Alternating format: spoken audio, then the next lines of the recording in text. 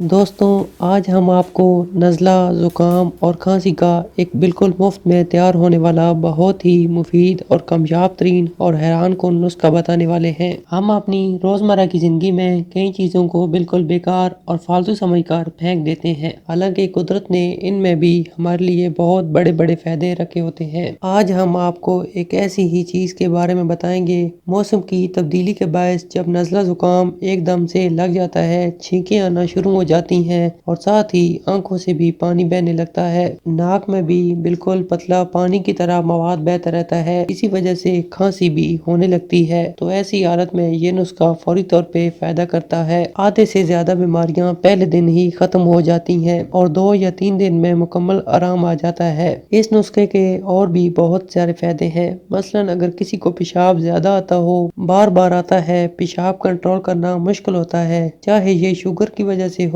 یا مثانہ کی کمزوری کی وجہ سے ہو، دونوں صورتوں میں اس نسخے سے پورا فائدہ ہو جاتا ہے۔ اس کے علاوہ اگر کسی کو پتلے دست آتے ہوں، لوز موشن لگے رہتے ہوں، ایسے شخص کے لیے بھی یہ نسخہ بے حد مفید اور کارآمد ثابت ہوتا ہے۔